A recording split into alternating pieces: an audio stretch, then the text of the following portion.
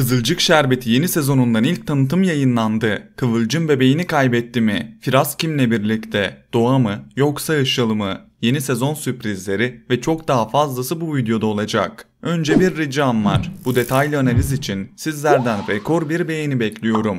Abone olup bildirimleri açın, yeni gelişmeleri kaçırmayın ki birlikte her bölümden sonra anında masaya yatıralım. Tanıtımı değerlendirmeden önce net bir bilgiyle başlayalım.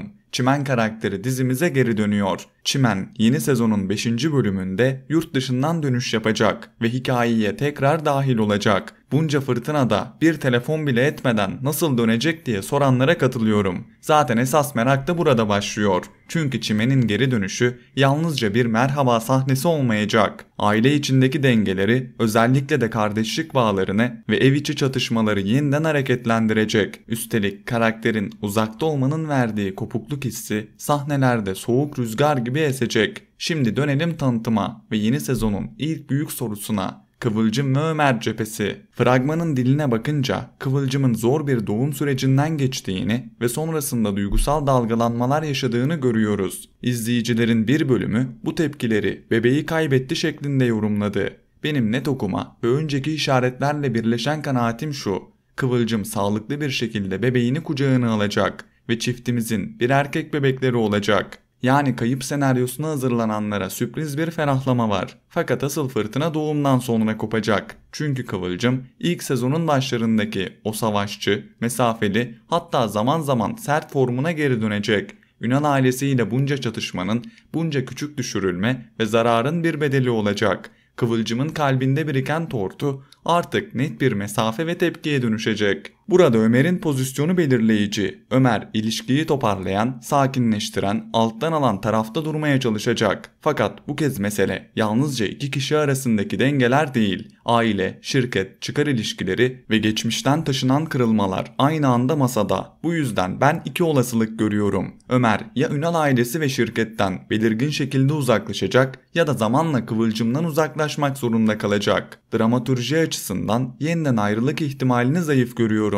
Çünkü bu ikilinin ayrılıp barışma döngüsü hikayenin enerjisini tüketir. En mantıklı seçenek Ömer'in Ünal ailesi ve şirketten adım adım geri çekilmesi.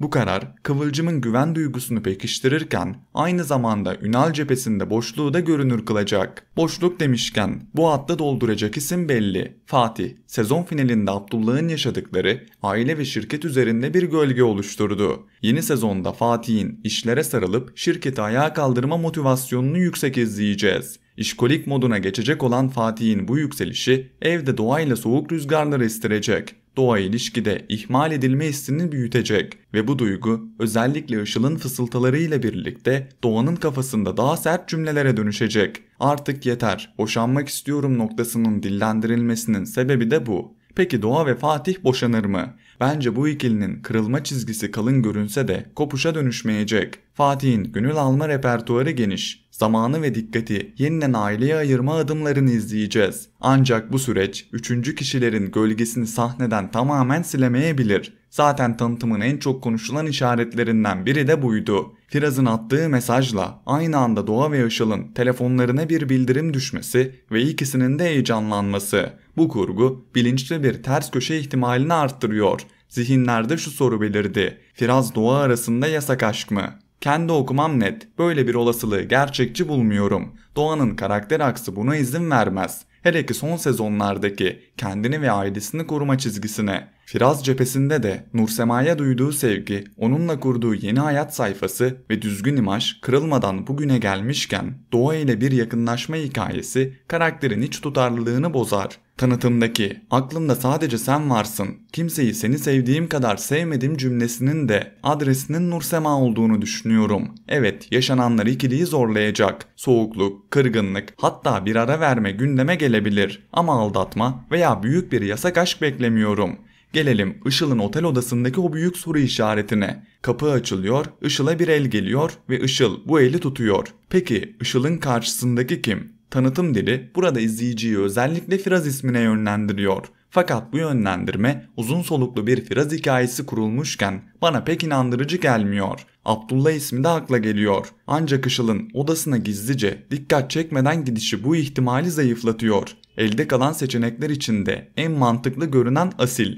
Dizimize şok edici bir giriş yapacak olan bu yeni karakter Ünal ailesinin radarına girecek. Nursema'nın ilk andan itibaren Asil'e mesafeli duracağını, hatta ondan hoşlanmayacağını düşünüyorum. Ancak Asil'in odağı yalnızca Nursema olmayacak. Şirket dengelerini sarsmak, Ünal ailesini merkezden uzaklaştırmak ve halası Asude'nin etkisini arttırmak gibi daha büyük hamleleri olabilir. Bu tabloda Işıl'ın rolü kritik. Işıl'ı en baştan beri büyük plan içinde okudum. Abdullah'a kör kütük aşık olduğu için değil, güce, servete ve kontrol alanına yaklaşmak için strateji kuran bir figür olarak. Pembe'nin hayatına son vermesi, aile fertleri arasında nifak tohumları ekmesi, Abdullah'ı evinden ve çocuklarından yalıtması, tüm bunlar duygu patlamasıyla açıklanamayacak kadar planlı. Bu akışın yılbaşı arasından önceki bir bölümle kapanacağını, Işıl'ın bedelini ödeyip diziye veda edeceğini öngörüyorum.